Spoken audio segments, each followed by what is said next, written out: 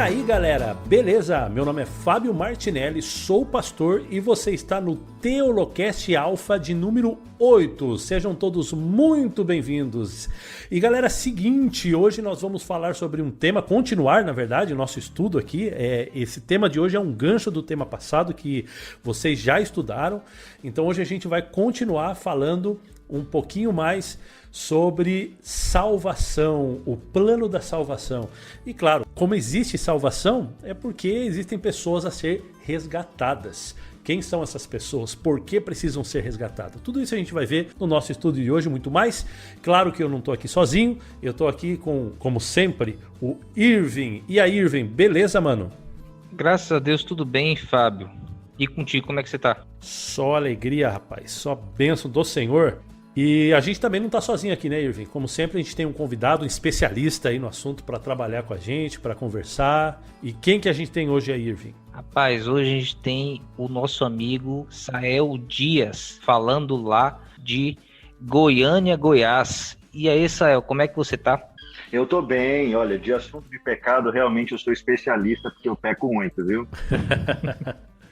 É isso aí, a gente vai estudar sobre isso hoje, né? Exatamente. A gente vai estudar sobre pecado e salvação. Como que o pecado ele se abrange, né? Como que ele afeta a todos nós, como que nós pecamos e como que a gente resolve essa questão do pecado. Só que, Sael, é a primeira vez que você está aparecendo por aqui. Apresente-se para nós. Eu já falei que você está aí em Goiânia, em Goiás, mas você é daí mesmo? Sou daqui mesmo. Eu sempre quis fazer isso, viu, Fábio? Olha, meu nome é Sael e eu sou pastor. Realiza seu sonho. Tá aí sua oportunidade. Pois é, olha, eu sou pastor aqui em Goiânia, no Colégio Goianiense Adventista aqui atualmente, dou aula de religião, filosofia, cuido aí das famílias e das crianças, das mais pequenininhas até os maiores, e a gente estava conversando off-topic aqui de criança, né? Eu gosto muito de criança, e uma coisa também ao lidar com criança é que é o seguinte, eu já percebo como pai também que a gente é pecador desde que a gente nasce, viu?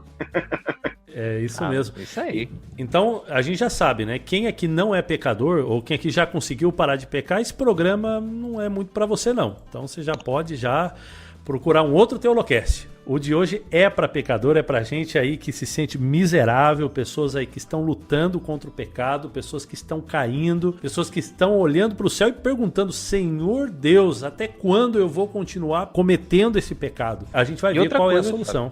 E outra coisa, talvez a pessoa não saiba que ela é pecadora. Ah, tem essa questão também. Talvez ela não saiba. Não sabe nem o que é pecado, né? Exatamente. Cara, e você sabe que eu, particularmente, assim, né, a gente, como somos pastores, a gente tá sempre envolvido aí com as pessoas e pregando o evangelho diretamente, às vezes com estudo bíblico. Uma das grandes dificuldades que eu tenho é convencer as pessoas que elas são pecadoras, sabe por quê? Porque elas até falam, né? Não, realmente, né? A gente é pecador e tudo isso, não, a gente peca, é verdade, todo mundo peca. Então são algumas frases já prontas que a gente tem, né? Todo mundo tem na cabeça, mas o problema é que, no fundo, a gente não se sente pecador. E a gente vai ver que esse é um grande problema. E é um problema você convencer uma pessoa que ela é pecadora e necessita de um salvador. Porque quando a gente geralmente olha para nossa vida, a gente pensa, poxa vida, eu sou um bom pai, sou uma boa mãe, eu pago minhas contas, eu faço, tá tudo certo. E esse é o problema, né? A gente não vê necessidade muito da salvação justamente porque a gente diminui o poder do pecado na nossa vida, o poder do pecado na nossa própria natureza. Então a gente não busca tanto a Deus, a gente não se preocupa tanto porque eu peco, mas não é lá aquelas coisas, eu não mato, não roubo, não faço essas coisas por motivos idiotas. Errados, né? Como? Busca para encontrar dinheiro, para uma cura. Deus como se fosse ali um caixa eletrônico, mas não como uma pessoa que pode realmente mudar a minha vida e salvar, né? Porque se eu não tenho problema, ele pode me dar dinheiro, pode me dar cura, pode me dar sucesso. Resolveu o problema que eu tenho? Eu não tenho problema nenhum, pô. Não mato, não roubo, né? Sou uma boa pessoa, um cidadão do bem, né? Exatamente. E esse é um problema. Cara, vê culto de oração na igreja pra você ver. Vê se alguém tá pedindo assim, ó, gente, eu quero que vocês orem por um pecado que eu tenho, seja ele particular, ou você pode até dizer, né, eu sou impaciente, eu sou uma pessoa muito explosiva, e de repente você pede oração, olha, por favor. Você não vê. Você vê o pessoal sempre pedindo por coisas assim secundárias à fé. Então, eu vejo esse sim um grande problema. E, cara, uma vez eu fiz uma experiência interessante com o pessoal da igreja aqui. Numa reunião que a gente estava, eu falei assim, gente, a Bíblia fala assim que a gente tem que confessar os nossos pecados um para os outros, né? A gente tem que falar dos nossos pecados e tal. O que vocês acham da gente fazer uma experiência agora aqui e a gente começar a contar os nossos pecados e pedir oração um pelo outro? E eu comecei, falei assim, olha gente, eu às vezes sou negligente com as coisas de Deus, eu deixo as coisas para a última hora. Às vezes eu sou desorganizado e comecei a falar, né? Obviamente que ninguém ali contou nenhum pecado secreto, eu tô traindo minha esposa, né? Sei lá. Mas o pessoal começou a falar, o pessoal começou a dizer, olha, eu tenho um problema assim, assim, assado.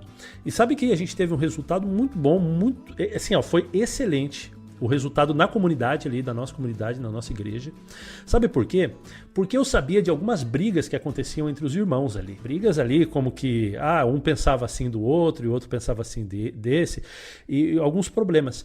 E você sabe que essas brigas aí começaram a diminuir porque justamente aquelas coisas que a pessoa A criticava na pessoa B, a pessoa B pediu oração, entende? Então, de repente, a pessoa A dizia, pensava no seu coração, porque eu sabia, né? Porque já reclamaram pra mim, a pessoa B, ela tem problema assim, assim, assado, era uma pessoa muito assim. E, de repente, nesse dia, essa pessoa B levanta a mão e diz o seguinte, olha, meu pecado é tal, e eu quero que vocês orem por ele. Ou seja, justamente esse pecado. Passou a existir mais empatia dentro do grupo ali. Então, esse reconhecimento dos nossos pecados, seja entre os irmãos, mas mais bem aqui no nosso assunto em relação a Deus, ele é extremamente positivo. Ele é muito bom para nossa relação com Deus, para a gente crescer nessa relação com Deus. Então é isso que a gente vai acabar vendo hoje. Como é que funciona esse negócio de pecado e salvação na palavra de Deus. Eu tenho um caso também, mas vou contar depois. Ai, beleza, então. Deixa no suspense. Vocês falando de causa aí, eu lembrei de um também. Você contou um bom aí, né? Eu tenho aqui um engraçado aqui pra contar. Diz que um pregador tava fazendo um apelo, né? E aí ele tava muito animado, fazendo um apelo, era sobre pecado, sobre salvação. E aí ele falou assim, olha, a gente tem que confessar os nossos pecados, tem que dizer realmente o pecado pelo nome. Aí ele, quem tá aí? Quem tá adulterando? Levanta a mão. Louco. E aí as mulheres olharam pro esposo, né? A mulher olhou pro esposo assim, o esposo olhou pra esposa, ele, não tem vergonha não, aí quem tá traindo a esposa, levanta a mão. Quem roubou aí na empresa?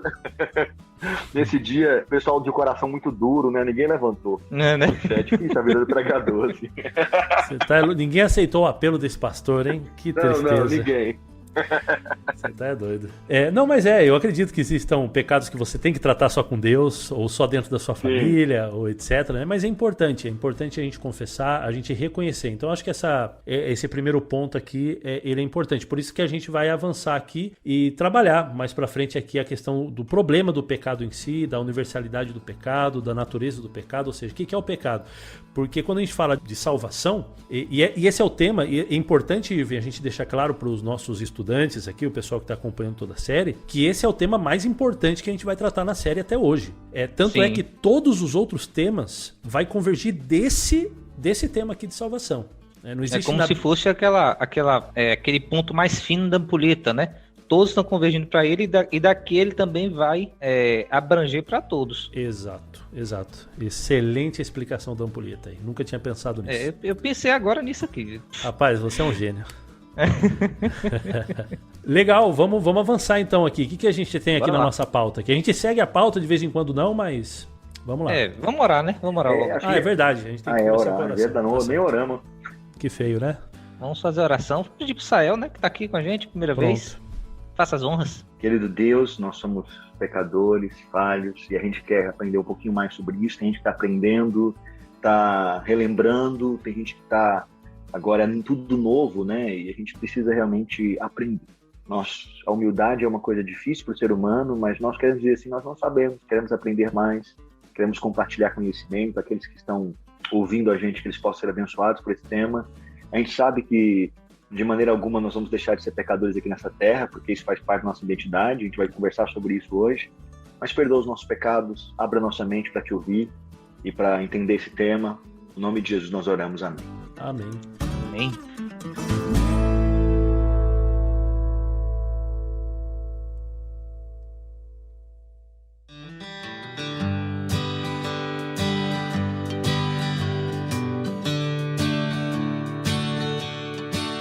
Vamos lá.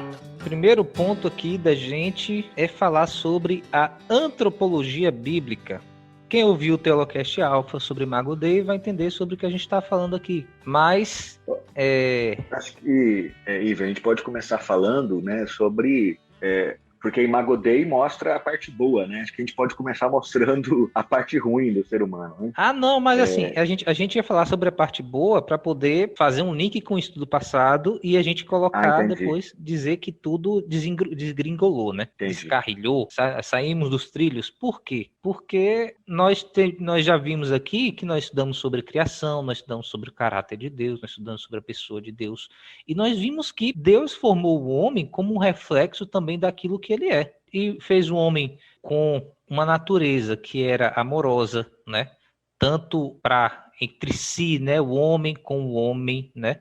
O homem com o seu semelhante. Vimos também que a relação entre Deus e o homem era perfeita, a natureza, a relação entre o homem e a natureza também era perfeita, né? Nós vimos que o homem também ele tinha domínio, né, sobre a natureza. Nós vimos que Deus fez tudo bom, né, tudo perfeito. Só que no estudo passado, nós vimos como que isso deu errado, né? Nós vimos a entrada do pecado no mundo, né? E que começou a dar tudo errado justamente nessas partes, na questão do relacionamento. Né, o homem começou a ter um relacionamento todo torto, né, consigo mesmo, começou a ter um relacionamento torto com o seu semelhante, com a terra e principalmente com Deus, porque o pecado é, antes de mais nada, uma afronta ao próprio Deus. A gente vai estudar sobre isso aqui hoje. Então nós vemos que o pecado ele começa a distorcer a criação de Deus, ele começa a distorcer a própria humanidade do homem, né?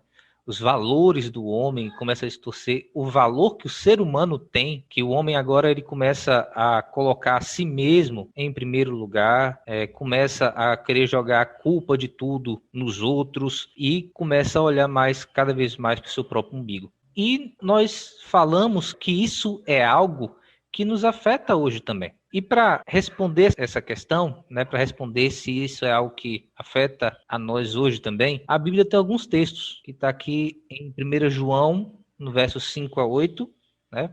Quem pode ler para a gente aí? Posso ler. Pronto, beleza. Sael lê Romanos 3:23. Pode ser, Sael? Beleza, pode ser. Aqui Eclesiastes e 1 Reis. Os versos vão estar aí, pessoal. E outra coisa, Fábio, que eu esqueci também, né, que a gente tem que conversar, incentivar o povo, é para eles comentarem, né, para eles irem lá nas redes sociais da gente, para conversar com a gente, para tirar dúvida, para falar, não concordo com isso, para a gente poder conversar, né, não? É isso aí, é importante. Então, se você vai lá no nosso site teolocast.com.br, no episódio que você está escutando, ali tem como você deixar o seu comentário, a sua opinião, se você concorda, se você não concorda, e aí vai ser legal a gente poder conversar sobre isso também. Então vai lá, escreve ali o que você está achando, que pra gente vai ser bastante importante. Isso mesmo.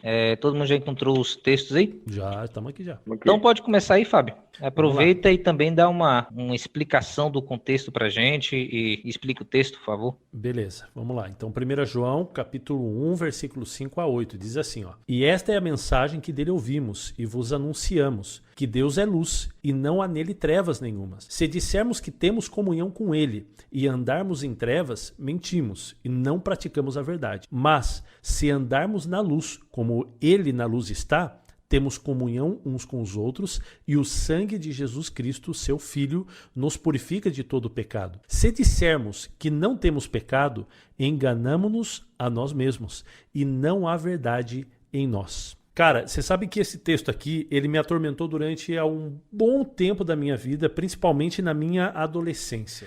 Para mim, era muito difícil entender esse texto, até porque, quando eu era adolescente, eu era um bom adolescente, sabia? Assim, poxa vida, quando eu olho para mim quando eu era adolescente, eu era um menininho bonzinho. Mas eu vivia numa luta tremenda dentro de mim. E a minha luta era sempre em relação ao pecado. Ou seja, quando eu estava perto de Deus, quando eu estava assim com Ele e tal, eu sentia que Deus estava perto de mim, eu estava consagrado, estava lendo a Bíblia, estava orando todos os dias, a coisa estava linda com Deus. Eu me sentia assim como o melhor de todos os cristãos. E era nesse momento que eu caía, né? Numa hora para outra eu já não estava estudando a Bíblia, já não estava ligando para Deus, já não estava nem aí para nada. E aí eu me senti o pior dos pecadores. Como eu posso virar as costas para o meu Deus? E aí o que acontecia? Eu voltava e quando eu estava com aquela comunhão boa com ele andando na luz, era ali que eu me sentia bem. E aí pronto, eu já abandonava Deus de novo e aí já não queria mais saber de Deus. Então eu vivia nessa... Acho que todo mundo já viveu ou vive, né? Esse dilema na vida. E quando eu me deparei com esse texto não me ajudou muita coisa, porque daí deu um nó na minha cabeça, né, nesse tempo da minha vida. Porque aqui parece que ele está falando sobre coisas que são opostas. Então primeiro ele diz, essa é a mensagem que dele ouvimos, vos anunciamos, Deus é luz. E não há nele trevas algumas, nenhuma. Então beleza, isso aqui não tem problema para mim. Então se dissermos que temos comunhão com ele e andamos em trevas, mentimos e não praticamos a verdade. Então eu falei assim, tá certo, tá certo. Se eu falo que eu ando com Deus, que eu estou em comunhão com a luz, então eu não posso praticar coisas das trevas, pensava eu. Mas se andarmos na luz como ele está na luz, temos comunhão uns com os outros e o sangue de Jesus Cristo, seu Filho, nos purifica de todo pecado. Versículo 7. Eu não tinha problema. Agora eu tinha problema com o versículo 8. Se dissermos que não temos pecado, enganamo-nos a nós mesmos e não há verdade em nós. Isso daqui estragava para mim tudo que João já tinha falado até agora. Porque para mim agora não fazia mais sentido. Porque para mim é o seguinte, olha, se eu estou com Deus, meu amigo, eu posso falar que eu não tenho nenhum pecado. Se eu estou fazendo a vontade dele, eu posso dizer que eu estou na luz, que eu não tenho pecado. Mas João fala que eu não posso fazer isso, ainda que eu esteja na luz. Ainda que eu esteja andando com Cristo, ainda que o sangue de Jesus Cristo purifica de todo o meu pecado, eu não posso dizer que eu não tenho pecado. Cara, como que funciona esse negócio?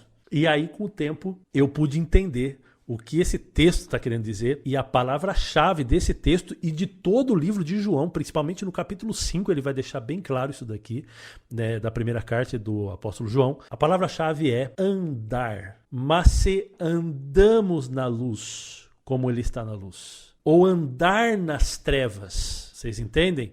Então a grande questão aqui é que não deixar que o pecado, ou seja, quando eu estou com Cristo, o pecado ele não domina mais, eu não ando mais no pecado, mas isso não quer dizer que eu não possa cometer pecados. E um pouquinho mais para frente a gente vai fazer uma divisão, que tipo de pecados são esses que João está falando, porque existe pecado e pecado na Bíblia.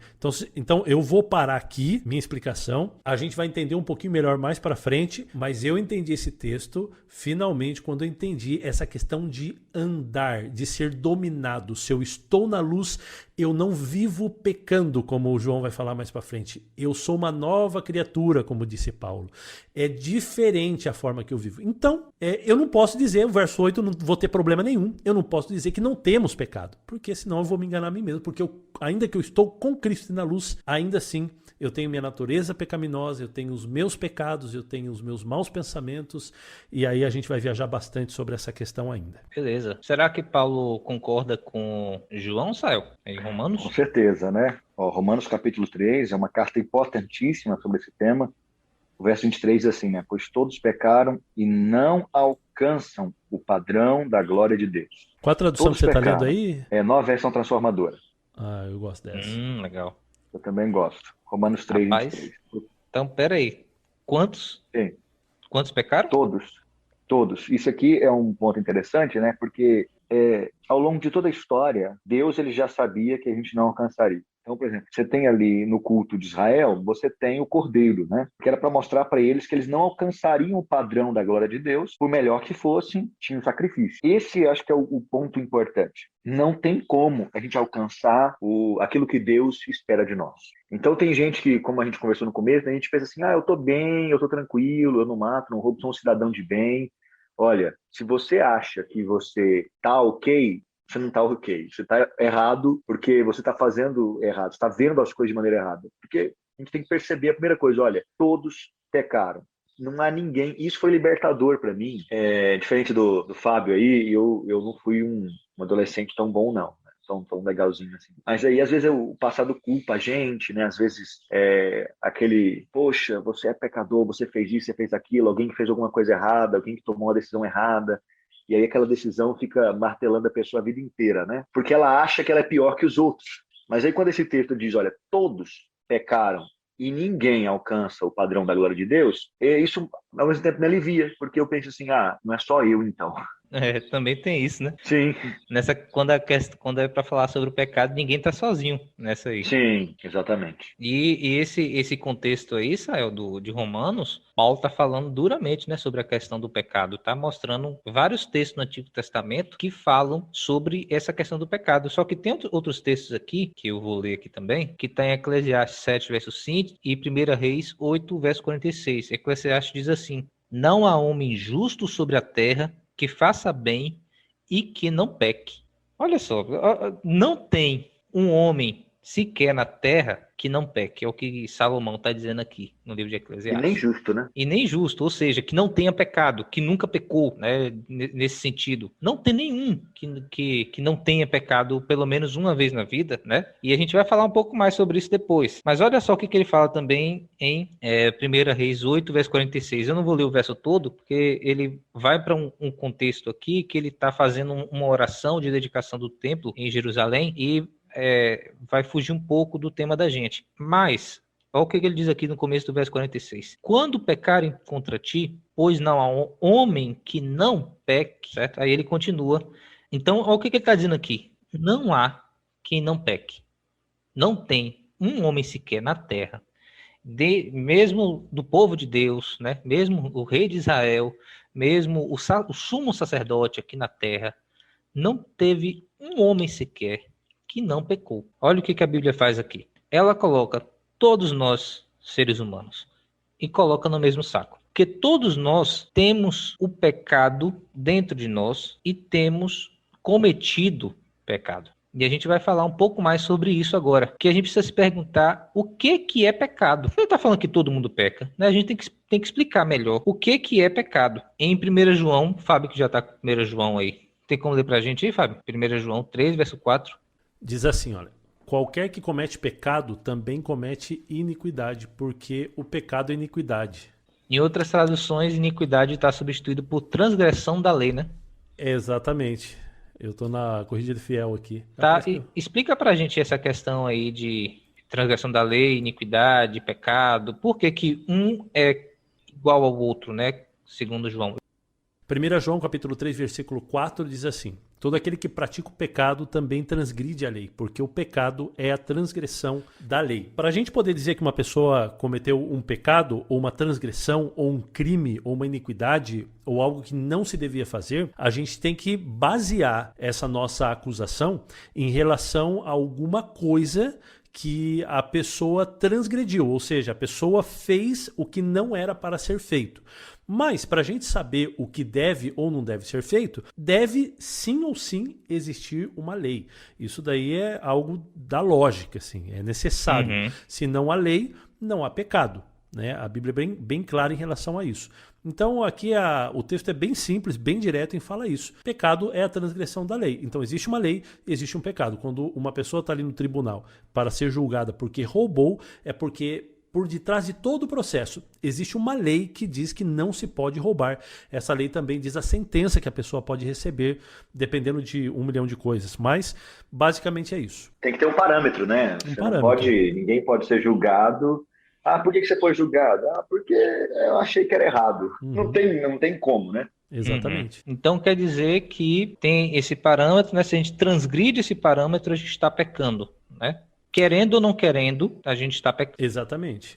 O pecado é a transgressão da lei. Agora, obviamente, né? Eu quero até fugir um pouco da pauta aqui, porque não é só isso. Não é simplesmente isso. Porque se fosse só isso, a gente poderia dizer que, bom, então eu posso deixar de pecar, porque uma pessoa pode guardar toda a lei de Deus na questão da letra. Então eu posso ir lá e falar assim, olha, eu não mato, não roubo, guardo o sábado, eu honro o nome de Deus, eu faço isso e aquilo. Então assim, de acordo com a lei, eu até poderia. Mas o pecado ele é muito mais que isso. A Bíblia, ela mostra o pecado como... a lei também é muito mais que isso. E a lei é muito mais que isso também. Então, o pecado ele é sempre um rompimento de uma relação. Então, essa é a questão. Por isso que tem muita gente que não entende o grau e a profundidade do problema do pecado. Porque às vezes a gente peca e a gente vai a Deus e a gente pede perdão para Ele como a gente pede perdão para uma pessoa que a gente pisou no pé. Então, se você está andando, você pisou no pé de alguém, o que você faz? Você simplesmente bate no ombro da pessoa e fala assim, opa, me desculpa. E aí você segue seu caminho. E a pessoa diz, não é nada, ou tal, e você segue seu caminho. Isso acontece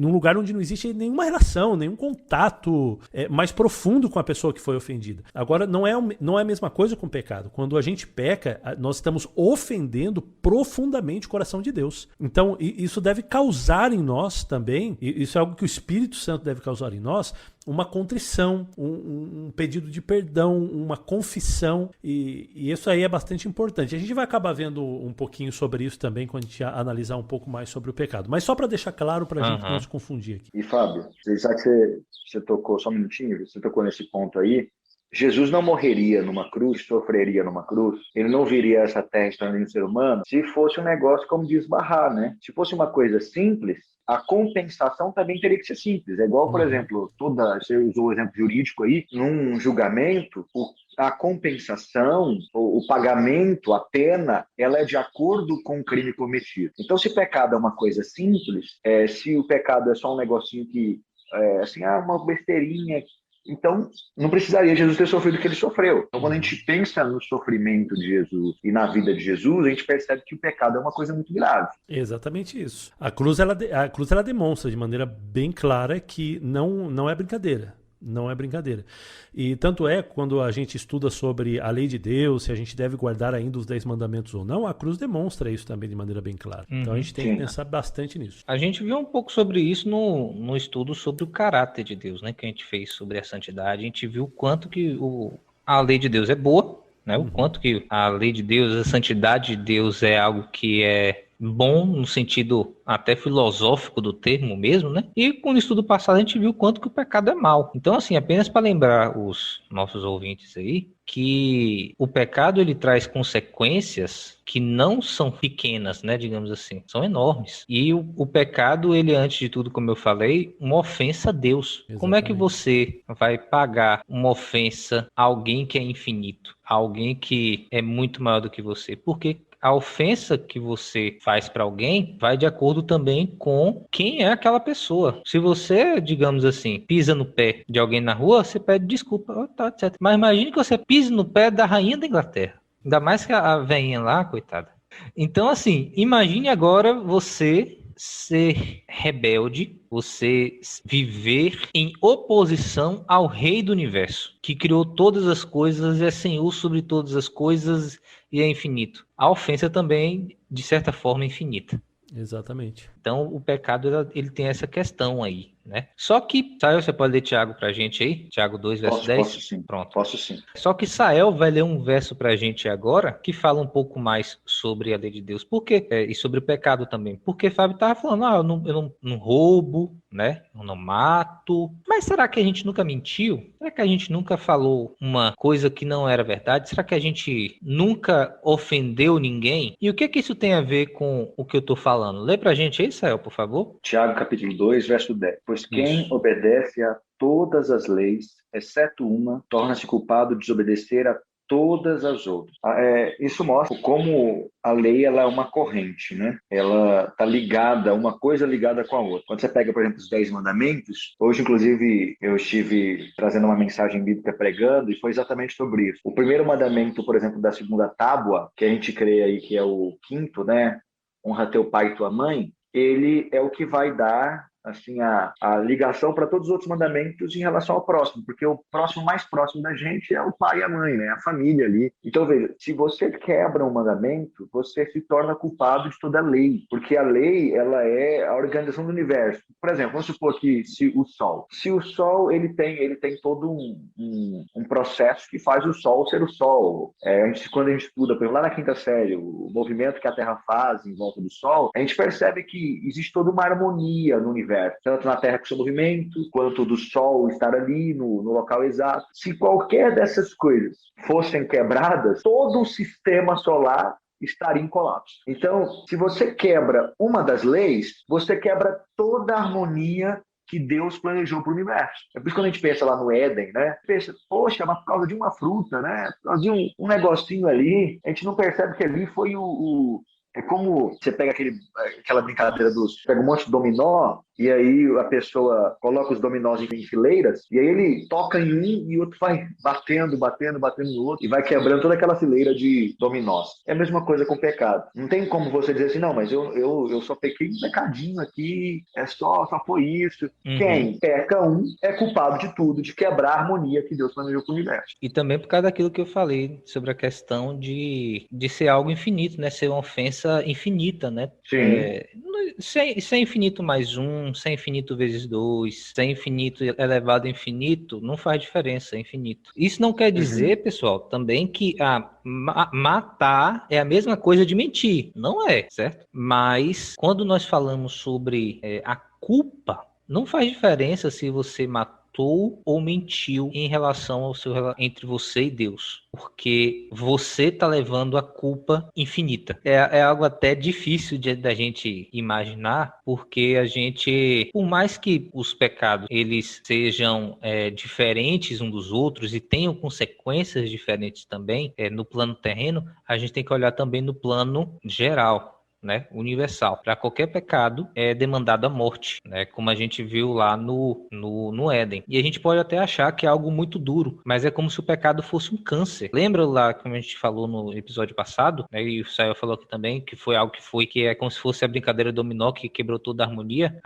O comer do fruto, a história que vem logo depois é um assassinato de um irmão com o outro. Um irmão mata o outro. Então, olha as consequências que o pecado vai trazendo. É importante também, Irving, a gente saber, você estava falando aí de comparando, né, um pecado com o outro. Realmente, né, todo pecado, independente da gravidade desse pecado, ele pode levar a gente para o inferno. Mas o pecado ele tem uma coisa que eles são comuns entre todos os tipos de pecados, que é essa perca da relação com Deus. Então a gente sabe que o pecado ele começa no coração, né? O próprio Jesus falou, né? Aquele que diz assim que eu não adultero, mas olha para a mulher com intenção impura no coração, já adulterou com ela. Ele estava querendo dizer o seguinte, ele estava querendo dizer que adulterar, ir lá e de fato deitar com uma outra mulher e dormir com ela e fazer sexo com ela é a mesma coisa que pensar? Claro que não. Ele estava querendo dizer que coisa? Que o pecado do adúltero ele começou dentro do coração. Começou uma quebra de relacionamento muito antes. Então,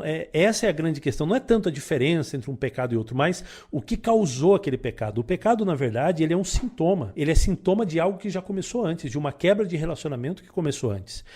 Até a gente brinca, né, filosoficamente, aí, teologicamente, quando Eva de fato pecou. Né? Eva pecou quando conversou com a serpente, quando pegou o fruto na mão, quando colocou na boca, quando engoliu, ou antes disso? Né? Quando que foi? Ou quando decidiu, né? Ou foi o que a gente conversou também no episódio passado. Exatamente.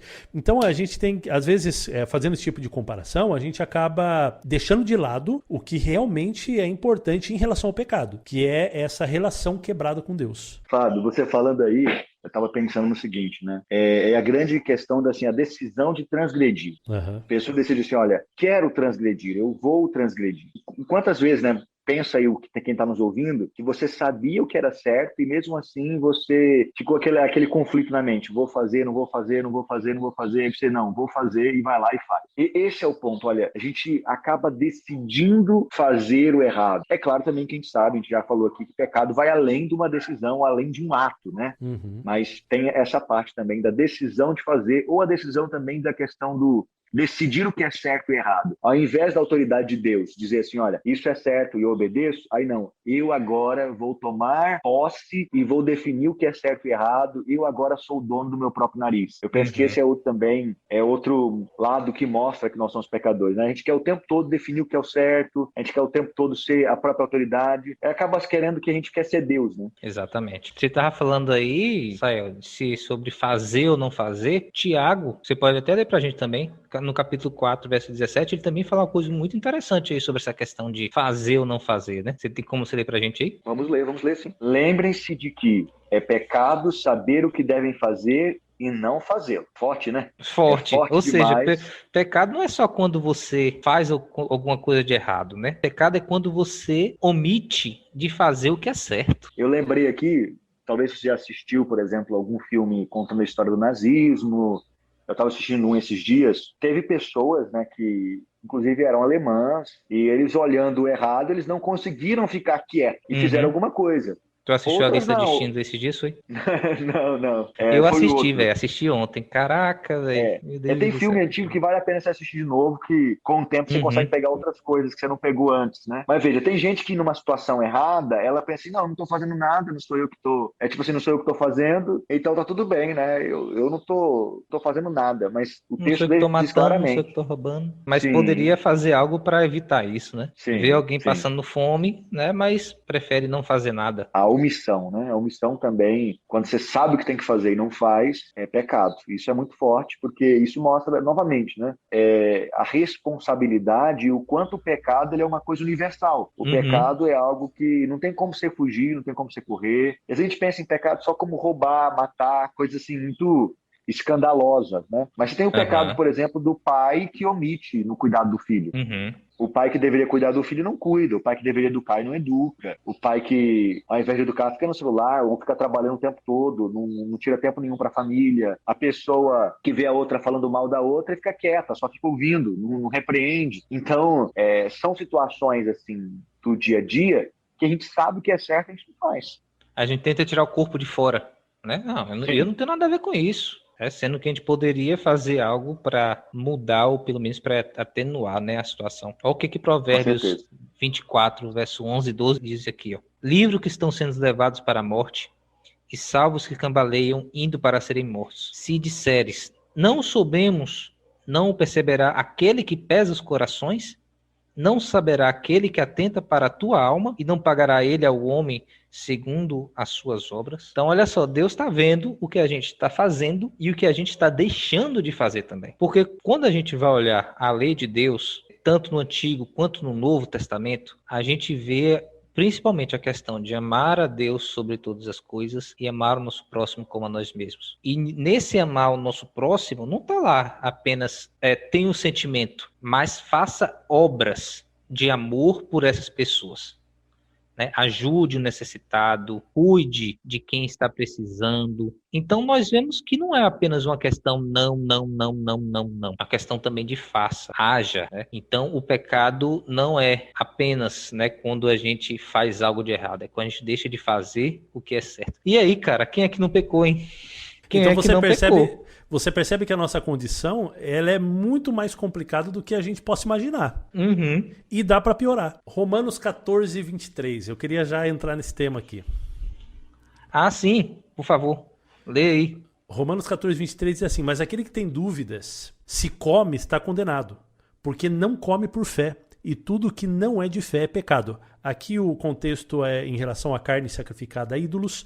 Algumas pessoas pensavam na igreja, pensava que se podia comer, outras pessoas pensavam que não podia comer carne que foi sacrificada a algum ídolo. E aí Paulo ele vai concluir dizendo exatamente isso. Olha, se você tem dúvidas se pode ou não pode, melhor não comer, meu amigo. Porque se você come tendo dúvidas de que se você está pecando ou não, está condenado. Porque tudo que não provém da fé é pecado. Ou seja, né, Fábio? Se você faz algo com a intenção errada, mesmo que seja o bem, você está pecando. Exatamente. Então a situação é bem complicada. Eu lembro bastante de Noé. Noé, quando ele sai da arca, terminou o dilúvio, todos foram destruídos, menos a família de Noé. E aí Noé, a primeira coisa que ele faz, veja só que homem bom, né? Que homem consagrado, a primeira coisa que ele faz foi oferecer um sacrifício a Deus. E a Bíblia fala assim, que o sacrifício, a fumaça do sacrifício subiu até Deus. E diz assim que quando Deus ele cheirou aquele sacrifício, alguém poderia pensar, né? Ele vai dizer, poxa vida, que bom que você está aqui, Noé. Como você é um homem bom, de todos os habitantes da terra, você foi o único. Poxa vida. Mas não, diz que a Bíblia fala assim, quando Deus ele cheirou aquele cheiro daquele sacrifício, ele diz o seguinte: mau é o coração desde o seu íntimo. O coração do homem, né, no caso. É o que está aqui em Gênesis 8, verso 21, né? Ah, se você tiver ele na mão aí, melhor. Ah, não. Tá aqui na pauta, rapaz. A gente faz a pauta direitinho aqui, rapaz. Tá na pauta, é? Tá na pauta. Ah, mentira, eu não tinha nem visto. Olha só aqui.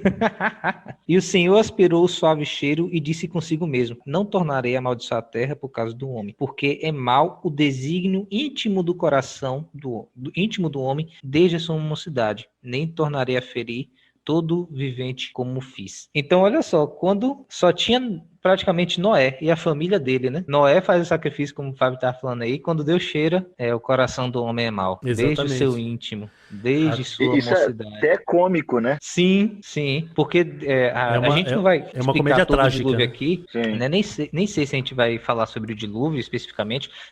Dá até um teolocast legal. Tem o teolocast sobre a aliança de Deus com Noé, né, Tem. Fábio? Pois é, pessoal, vá lá para ouvir sobre o dilúvio. Eu queria aproveitar para comentar, porque é o seguinte, quando a gente lê a história de Noé, a gente fala, Noé era justo, Jó era justo, a gente vê alguns personagens ali dizendo isso. E outro lado, a Bíblia também diz que não tem um justo sequer, né? Igual vocês acabaram de ler aí, quando Deus chega e fala assim, mas o homem é mau, mas ele era justo ou não era? O Fábio comentou uma coisa interessante, que a Bíblia também fala que Noé andava com Deus. Você percebe que a justiça humana não provém do ser humano. Então Noé era justo, Jó era justo, não é porque ele era melhor que os outros, como alguns pensam. Nossa, Jó era o cara. Jó era um cara, assim, fantástico, né? Assim, todo certinho. Não era que ele era melhor que os outros, é que ele tinha uma justiça acreditada. Não é que ele não era pecador, porque alguns podem pensar assim, não, Jó não era pecador, Noé não era pecador. Mas não, a Bíblia, inclusive eu preguei hoje num culto jovem, falando sobre isso, né? Eu peguei e mostrei como Davi poderia ser cancelado, os pecados de Davi e como Davi foi mal. E ele era sanguinário, gostava de matar. Inclusive, a gente conta histórias da Bíblia, a gente conta muito da perspectiva da criança, né? Histórias muito infantis. A gente conta a história de Davi e Golias, a gente para na parte que Davi derrubou Golias. A gente não conta, por exemplo, que Davi pegou, cortou a cabeça de Golias e saiu levando a cabeça dele para toda a cidade. Davi gostava de matar. Inclusive, ele não constrói o templo por isso. Deus fala, você é muito sanguinário, você gosta de matar. E a Bíblia chama Davi de o homem segundo o coração de Deus, mesmo sendo desse jeito, né? Então, como é que é isso? É porque eles também eram pecadores tanto quanto os outros. A questão não é que o personagem ele é menos pecador e o outro é mais. É outra questão. Não, a gente vai entrar nisso daqui a pouco, mas só que tem outra coisa aqui também. Quando a gente vê aqui em Gênesis, a gente vê que Deus está falando que o coração do homem é mau em todos os seus desígnios. Ou seja, não é apenas uma questão de fazer ou deixar de fazer ou ter a intenção errada, né, quando você faz algo. É uma questão de que o próprio coração do homem, ele já está totalmente encharcado pelo pecado, desde sua mocidade, ou seja, desde quando ele nasce. Tem aquele verso, né, de Davi que você estava falando aí em Salmo 51, verso 5, né? Em pecado... Eu nasci em pecado e em pecado me concebeu minha mãe. Isso mesmo. Ele fala que o pecado está desde a concepção dele, desde quando ele nasceu. Então, olha só, o feto Davi já era pecador. Quando não tinha intenção, quando nem tinha pensamento direito, já era pecador. Em Romanos 8, verso 7, você está com a Bíblia aberta em Romanos ainda aí? Tô sim. Romanos Lê pra gente aí. Romanos 8, verso 7. 8, verso 7. Porquanto a inclinação da carne é inimizade contra Deus, pois não é sujeita à lei de Deus, nem em verdade o pode ser. Ou então, seja, o coração do homem já tem essa inclinação. Ou seja, tem essa inclinação. É como nascer já com uma doença já. Você nasceu com ela, uma isso doença genética. Isso quer dizer que as crianças não são puras? É isso que vocês estão falando? Exatamente. Não, peraí que o caldo engrossa. Diz que essa inclinação do homem é inimizade contra Deus. Ou seja, a gente já nasce inimigo de Deus por causa dessa condição, porque a gente já nasce rebelde contra Exatamente. Deus. Mas criança não são anjinho, não? Rapaz... Olha só, peraí, deixa eu ler aqui o que Paulo fala em Efésios 2, versos 1 a 3, e a gente conversa se são anjinhos. Peraí, olha só, Efésios 2, verso 1. Ele vos deu vida, estando vós mortos nos vossos delitos e pecados, nos quais andastes outrora, segundo o curso deste mundo, segundo o príncipe da potestade do ar, o príncipe que agora atua nos filhos da desobediência, entre os quais todos nós andamos outrora, segundo as inclinações da nossa carne, fazendo a vontade da carne e dos pensamentos, e éramos, por natureza, filhos da ira, como também os demais. E aí? É isso mesmo. Cadê o anjinho? Essa questão da criança como sendo anjinho, como sendo bom, é uma questão bem interessante, bem filosófica também, né? A criança, ela nasce má ou é a sociedade que a torna má? E é interessante que quando você... Bom, o Sayão pode falar melhor que a gente. A luta dos pais, qual que é? é educar bem os filhos. E é uma luta gigantesca. E por que é uma luta gigantesca? Porque existe uma natureza na criança que, se a gente não fizer nada, se a gente não intervir, se a gente não educar, se a gente não clamar por ela em Cristo, se a gente, cara, vai virar um delinquente. De todas as crianças, né, Fábio? De todas as crianças. Vai virar um delinquente. Ela sempre vai escolher a coisa má. Sempre vai ser egoísta. Então a gente tem que ensinar, olha, você tem que repartir o seu brinquedo com um amiguinho, sim ou sim. Tanto é que até psicólogos não cristãos, ateus e tal, eles aconselham que um pai que tem um filho, que tenha outro, para que o filho saiba desenvolver essa questão de altruísmo, né, de vencer o egocentrismo que a gente tem. Então, nós nascemos em pecado.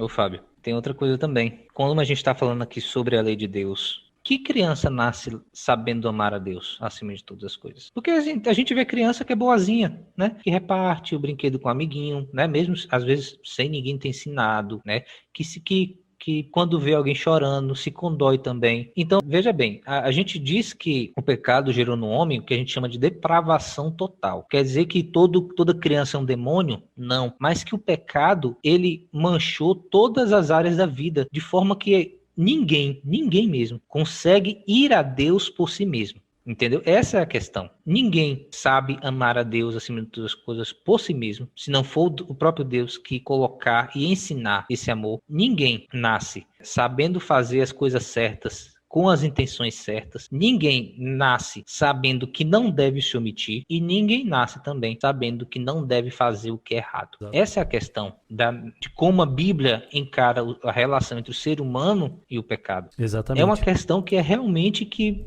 não é questão de que eu ajudo as outras pessoas mesmo não sendo religioso. Beleza, mas você ajuda por quê? Porque você quer ser bem visto pela sociedade, porque você, ou até por um motivo que seja, digamos assim, altruísta, né? Você realmente vê, se condói da dor do outro, ou você faz isso porque ele também é um ser humano à imagem e semelhança de Deus, né? Como a Bíblia diz, entendeu? Você pode até ter uma boa intenção, mas você não tem a intenção correta, segundo a Bíblia e segundo Deus. Essa é a questão. Não é apenas fazer o que é bom, é fazer o que é certo porque é certo pelo motivo certo. Exatamente. É algo que é realmente muito profundo. E ninguém nesse mundo se encaixa nisso. Né? Ninguém, por si só, se encaixa nisso se não tiver a intervenção divina. Só que tem uma coisa. O verso que eu li aqui de Efésios diz que ele vos deu vida, estando vocês mortos. Como é que foi esse processo de que Deus nos deu vida? Vamos pedir para Fábio ler para a gente aí, Romanos 6, verso 23. Lê para a gente aí, Fábio. Leio sim. 6, versículo 23, verso bem conhecido, diz assim: porque o salário do pecado é a morte, mas o dom gratuito de Deus é a vida eterna por Cristo Jesus, nosso Senhor. Ou seja, né? Nós merecíamos morrer. Salário é algo que você recebe porque você merece. Só que ninguém Deus dá de graça, né? Hã? Ninguém dá de graça o salário. Então não é salário, é presente, né? Não é salário. Então o salário que a gente merecia receber, a morte, por causa do pecado. Só que olha só, Deus ele nos dá vida eterna por causa de Cristo Jesus. A Bíblia em Efésios diz que nós já estávamos mortos, ou seja, nós já estávamos totalmente desvencilhados de Deus, nós já éramos inimigos de Deus, só que o próprio Deus ele nos deu vida. O próprio Deus, ele, como a gente viu no episódio passado, ele resolveu entrar no mundo para solucionar o problema do pecado. Irving, isso é tão profundo, porque é o seguinte, olha, se o ser humano ele não tem como resolver seu problema, se ele tem uma coisa, tipo assim, não sei se vocês, quem está ouvindo deve saber com certeza, mas eu vou tentar explicar ao máximo. Toda empresa de tecnologia, quando ela lança algum software, ele pode ter problemas, eles falam que é os bugs, né? Pode ter algum problema ali, algum problema de segurança, sobretudo de segurança é o que eles mais se preocupam. Inclusive essas grandes empresas aí, eles até lançam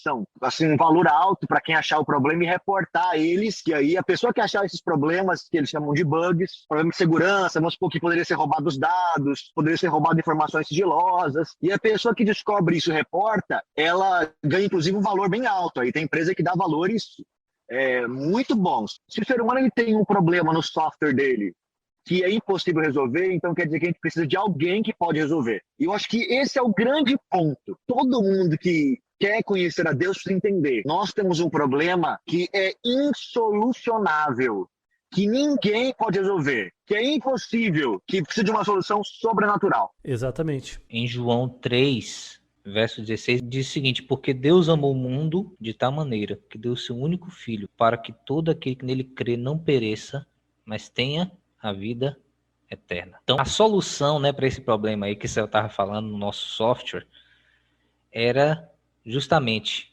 Cristo vir e morrer no nosso lugar. Ele vir realmente morrer no nosso lugar para nos dar a vida, né? O ser humano, ele só tem a vida por causa da morte de Jesus. Porque se não fosse por causa disso, Deus já poderia muito bem ter eliminado a humanidade, ter cobrado a sentença que seria justa sobre o ser humano, ou ter deixado o ser humano se matar mesmo. Diversas vezes isso já chegou perto de acontecer. Mas por causa de Jesus Cristo, ele não deixou que isso acontecesse.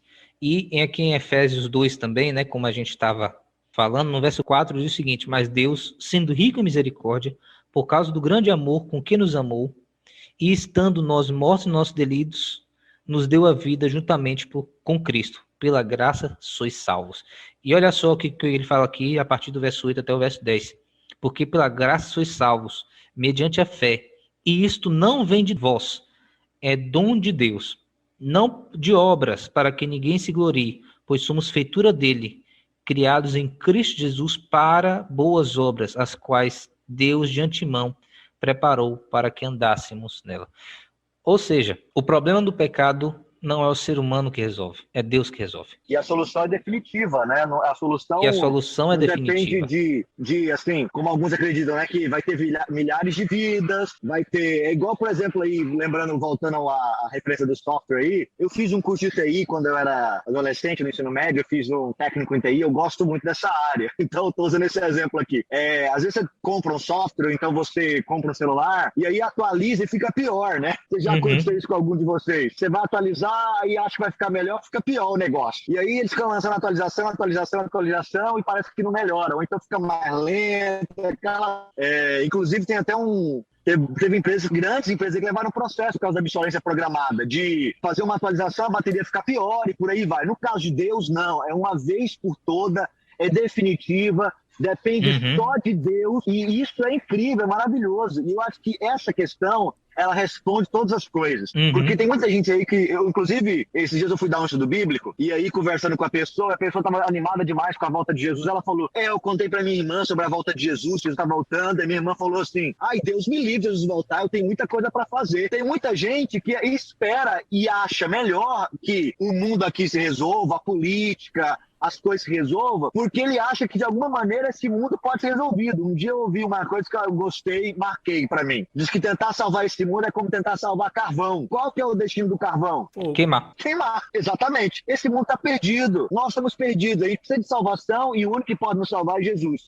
Pastor, ele tá muito animado e já tá falando até, tá dando até spoiler da volta de Jesus. Gente, a gente vai falar sobre a volta de Jesus no futuro, que é como Deus vai resolver a questão o problema do pecado. Mas olha só, a salvação que Jesus dá é unicamente por causa do que ele fez. Não é o ser humano que faz nada pela sua salvação. É Deus que faz tudo. Basta que a gente creia para que nós possamos receber essa salvação. Por quê? A gente vai fechar melhor isso em alguns episódios, mas olha só o seguinte. O pecado, ele é a rebelião contra Deus, não é? Como a gente viu aqui nesse último estudo, o pecado é quando a gente, desde nossa concepção, a gente já é inimigo de Deus. E a fé é quando a gente se torna justamente amigos de Deus por aquilo que Cristo fez por nós, porque ele nos dá a possibilidade de que a gente agora se achegue a Deus.